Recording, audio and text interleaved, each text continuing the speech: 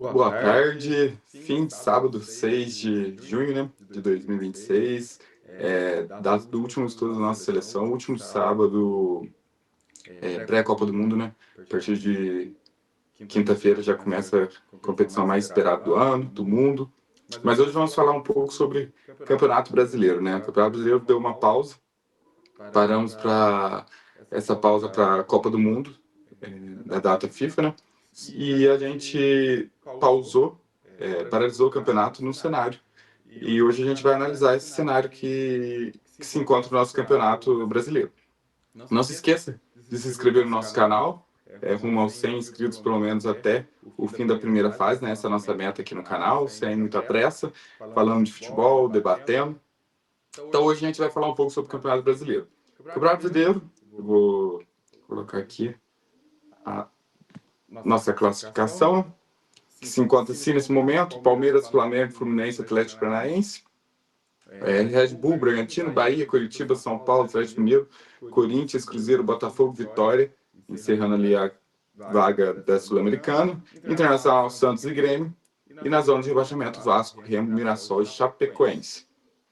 Interessante, né, desse campeonato, acho que a gente vale esse debate, como o campeonato se polarizou entre essas duas equipes, né, os campeonatos atuais. Desde 2016 a gente vai encontrar, né, o Corinthians em 2017, o Atlético Mineiro ali em 2021, o Botafogo em 2024, e o resto tudo foram campeonatos vencidos ou por Palmeiras ou por Flamengo. Até tem um termo, né, da espanholização do futebol do Campeonato Brasileiro, em que apenas dois times andam disputando o campeonato, algo que os outros clubes precisam começar a ficar de olho. Não de forma política, né, eu acho que estão vencendo, estão disputando os dois melhores times, os dois melhores projetos do país, né? Foram projetos que por muito tempo perduraram aí no fracasso, né? Palmeiras de 2009, 2010 a 2014 são anos patéticos, né? Culminaram em rebaixamento, em briga por outro rebaixamento. Flamengo, então nem se fala, né? Se não fosse Eduardo Bandeira, que deu uma engrenada no clube, deu uma organizada, organizou o clube financeiramente, politicamente. E hoje os dois clubes estão colhendo frutos dessa organização. Os pontos negativos do campeonato até essa 18ª rodada, alguns times ainda com 17 jogos, mas eu acho que a arbitragem, né, a gente nem vou entrar muito nesse debate, porque é um debate que começa a ser até desnecessário. Eu acho que a arbitragem brasileira merece um aprofundamento, talvez daria muito mais do que um vídeo, mas eu acho que precisa de um aprofundamento, de um debate muito mais profundo, de especialistas, de profissionais. Eu acho que não cabe a gente, da comunicação, no modo geral, debater isso, porque os erros estão aí, estão acontecendo para times do G4, para times do Z4, para times do Rio Grande do Sul, para times do Nordeste. Acho que nenhum clube está imune a isso. A surpresa do campeonato, na minha opinião, é o Curitiba. No começo do campeonato colocava o Curitiba como um time que iria brigar contra o rebaixamento, mas o Seabra dá uma aula de futebol, né? Para quem quer aprender um pouco mais de futebol, acompanhar as entrevistas dele, né? Como ele organiza o time dele baseado no time adversário, né? É um time que veio a Itaquera, ganhou do Corinthians dentro de Itaquera, no mesmo estádio, goleia o Santos, né? Vésperas do Neymar, da convocação, né? Do Neymar ser convocado, goleia, não toma conhecimento. É um clube que já tem 7 vitórias, já está ali com uma pontuação com 26 pontos, que praticamente já elimina ele dessa briga do rebaixamento. A gente sabe que, querendo ou não, depois da Copa começa outro campeonato, uma outra competição. Acredito que muita coisa vai mudar. Por exemplo, Cruzeiro, eu acho que o Cruzeiro não é um time que corresponde à posição dele hoje. Eu acho que é um time que vai brigar por coisa grande ainda. Analisando a tabela, ele está com 24 pontos, 6 atrás do Atlético Paranaense. Então eu acho que é um time que vai ainda brigar por um G4. Eu acho que essa parada para a Copa e a pouca quantidade de convocados vai ser muito benéfica para o Cruzeiro, para o Arthur Jorge, porque ele vai ter um tempo para treinar, porque pegou o time com o campeonato andando, né? Entrou no carro andando. Vai ter esse mês para preparar o time, sem muito convocados, né? Eu acho que foi só o Real, que foi convocado, né, o Enézer, mas eu acredito isso. Acredito que o São Paulo, talvez a colocação e a pontuação seja acima do que o São Paulo apresentou até agora, mas também vai entrar no mesmo quesito do Cruzeiro. Acho que o Dorival Júnior, com esse um mês de pausa, sem muitos convocados, sem convocados, eu acho que vai arrumar, dar uma organizada na casa, né? A gente sabe que o maior problema do São Paulo é político, mas eu acho que dentro do campo também acho que cabe um debate do que o São Paulo vem apresentando. Então, eu acredito nisso. Eu acho um destaque negativo, a dupla Grenal. É pífio. Eu acho que, tirando o Grêmio em alguns momentos ali do campeonato, que deu a impressão que poderia engrenar, mas tirando isso, foi pífio o que o Grêmio e o Internacional apresentou até agora, né? O Inter se despede para a Copa do Mundo tomando uma goleada pro Bragantino no jogo das 11 horas do domingo, último domingo do campeonato. Então, em 3-1 poderia ter sido muito mais. Acho que o Inter e o Grêmio são times, até esses dias o Alex Borges, né, do TNT Sports, que fala que o Grêmio é o time que ele não torce, é o time que mais faz ele passar raiva, é verdade. A gente assiste o jogo do Grêmio, a gente tem expectativa na equipe, no plantel do Grêmio, e não acontece nada, né?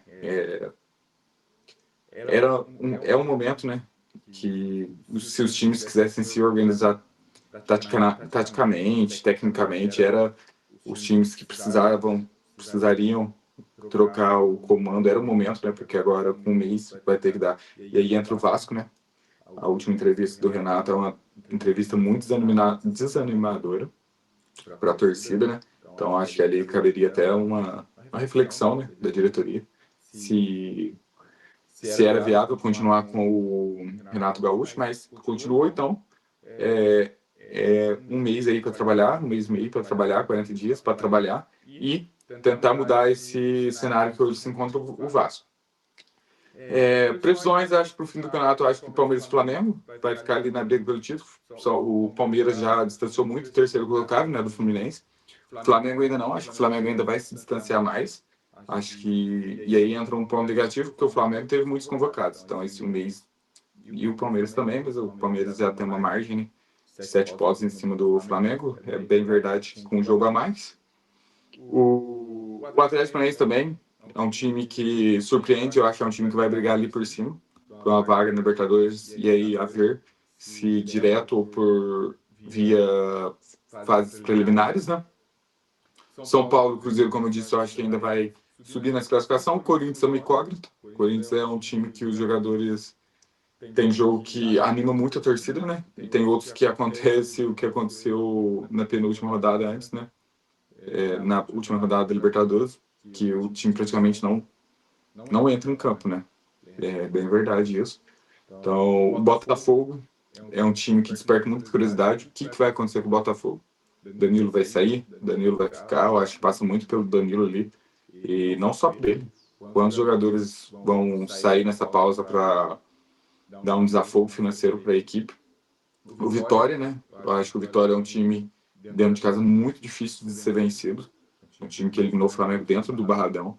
Acho que não é um time que vai brigar por rebaixamento, mesmo que esteja ali próximo. Acho que esse cenário, o Vitória sabe jogar, né? Sabe, assim como ano passado, sabe se portar num cenário de briga contra o rebaixamento. O Santos, e aí o Santos, eu acho que a briga, infelizmente, do Santos vai ser até o fim do campeonato contra o rebaixamento. O Grêmio, também acho que de 11º para baixo vai ser a briga. O Remo, que muitos já davam como rebaixados, conseguiu ali 2 vitórias ali e embalou, né? O time que saiu de 13 pontos, 12, né? 12 pontos e pulou para 18. O Mirassol, e aí o Mirassol vamos ver, né? Porque classificado para Libertadores. Acho que não passa, tá? Do confronto contra a LDU. O jogo lá na altitude, decidindo lá, é muito pesado para o Mirassol e às vezes pode ser até um bom para o time, porque vai concentrar atenção só no Campeonato Brasileiro, porque eu acho que o Mirassol não é um projeto para ser rebaixado. Está brigando e a gente sabe que chega em determinada situação, em algum determinado momento do campeonato, a pontuação pressiona muito o o campo, né? Então pode ser ficar de olho o que a classificação, o que essa rodada de mata-mata vai influenciar ou não no Mirassol. Chapecoense, eu acho que já está rebaixado. Fez até um jogo digno contra o Palmeiras, prejudicado pela arbitragem, né? Com aquele gol anulado. Mas eu acho que, infelizmente, a situação do Chapecoense é de rebaixamento. Eu acredito que já está rebaixado. Destaca o Bahia, lá em sexto colocado. O Bahia passa talvez pelo pior momento do Rogério Ceni no comando. Pior momento, a maior instabilidade do Rogério Ceni no comando do Bahia. O Bragantino, acho que vai brigar por Libertadores mais um ano. E aí o Wagner Mancini é herói, né, do time. Salva o time do rebaixamento ano passado e ainda consegue uma classificação para a Sul-Americana e de uma forma que todo mundo nem esperava. Muitos já colocavam o Bragantino rebaixado ao iniciar o Wagner Mancini. O Wagner Mancini coloca o clube em quinto colocado aos fins, né, do primeiro turno. Com 18 rodadas, quinto lugar é uma campanha muito mais do que digna do Red Bull Bragantino. Então, o campeonato é esse. A pausa vai servir para alguns times, né? Desafogar fisicamente, Palmeiras e Flamengo. Se bem que muitos jogadores estão convocados, então não é tanto descanso. A gente vai lembrar que o Palmeiras tem Emiliano Martínez e Piquerez pelo Uruguai, Maurício e Gustavo Gomes e Sousa pelo Paraguai, e Lopes e Giai ainda não foi convocado, né? Não está nos 26, mas está ali como suplente, né? Para acompanhar a seleção, pela seleção argentina. Aí a gente vai para o Flamengo, a lista aumenta ainda mais. Varela, De La Cruz, e aí o Arrascaeta não foi convocado, né? Mas também não vai estar conseguindo treinar nesse tempo. A gente vai ter o Léo Pereira, Paquetá, Alexandre e Danilo pela seleção brasileira. Então já são 4. E acredito que sejam só esses. O Plata pela seleção equatoriana e o Carrascal pela seleção colombiana. E o Arias também pela seleção colombiana no Palmeiras. Então, é um descanso para alguns jogadores, mas se a gente for ver, analisar, quase todos os jogadores titulares foram convocados de Palmeiras e Flamengo. Mas para os restantes das equipes, eu acho que é um desafogo, um descanso físico nessa temporada que está sendo muito desgastante por adequação e adaptação do calendário. E acredito que seja isso. Destaques agora os individuais, né? Eu não preparei nenhuma tela, mas eu acho que cabe a gente fazer uma seleção, né? Eu estava pensando aqui numa seleção, acho que no gol, por mais que o Fábio venha fazendo uma temporada muito alta, né? Nível de Fábio, com 45 anos, fazer a temporada que o Fábio está fazendo é algo assustador, cara. Assustador. Mas eu vou dar a menção ao goleiro Carlos Miguel do Palmeiras. Eu acho que muito da posição do Palmeiras passa pelo Carlos Miguel. Acho que o Carlos Miguel, em muitos momentos, salva o Palmeiras e conquista esses 3 pontos importantes em algumas partidas pelo Palmeiras. Vale lembrar naquele empate no derby, né? Dentro da Arena Itaquera, que ele salva num dos últimos lances o chute do Yuri Alberto. Eu não vou colocar lá atrás, eu acho que fica bem claro por que a seleção brasileira carece de lateral direito e esquerdo quando a gente olha para o Campeonato Brasileiro. E aí entra até os estrangeiros, não vejo nada. Talvez o Alex Telles venha fazendo algum campeonato um pouco acima. O trio de zaga, né? E aí eu vou colocar 3 zagueiros. Gustavo Gomes, acho que volta no nível dele, do Gustavo Gomes do Palmeiras. O Léo Pereira, uma convocação para a seleção brasileira muito bem, muito bem merecida, porque ele vem fazendo um campeonato acima da média dele. Na outra posição da zaga, Gustavo Henrique. Acho que o Gustavo Henrique do Corinthians é o destaque da equipe esse ano. A reviravolta que ele dá na carreira é incrível. No meio campo, vou pôr de volantes Danilo e Marlon Freitas. Acho que o Danilo Botafogo é o melhor jogador do campeonato, viu? Acho que o campeonato que ele faz é o que salvou até agora o Botafogo de estar numa situação pior, e até por isso desperta interesse em outros times, e é olhado pelo Botafogo como uma salvação financeira. Então o Danilo e o Marlon Freitas entra para salvar o meio campo do Palmeiras, comparado ao ano passado, né? No meio, ainda vou fazer menção honrosa ao Josué, do Curitiba, mas não vai entrar na minha seleção. Mas é um jogador muito, muito, muito bom. Acho que eu assisti alguns jogos dele e ele demonstra muita qualidade. Tipo, não tem mercado, né, do futebol brasileiro. Acho que o teto dele é o Coritiba, mais uma menção honrosa aí. Vou colocar no meio campo o Matheus Pereira. Acho que o Matheus Pereira é o destaque do Cruzeiro nessa temporada, mais uma vez.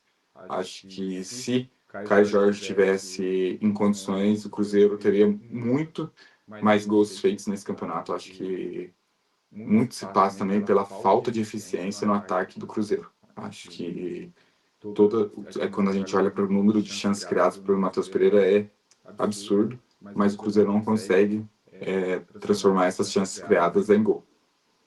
Junto com ele ali no meio, eu vou fazer a menção honrosa a Andrés Pereira. Acho que o Andrés Pereira faz uma temporada digna, uma temporada melhor do que a que ele fez no ano passado. E talvez o Palmeiras tenha sentido falta do Andrés Pereira em alguns momentos do ano passado. Mas o Andrés Pereira volta a retomar esse nível, né? Que fez ele ser contratado pelo Palmeiras. E aí, não vou me atentar a uma seleção de 11 jogadores, tá? Mas no ataque, eu acho que o Pedro com o Carlos Vinícius, e aí o Carlos Vinícius, meu Deus do céu, o Carlos Vinícius é algo que salva. Se tem algo que salva no Grêmio, esse algo é Carlos Vinícius.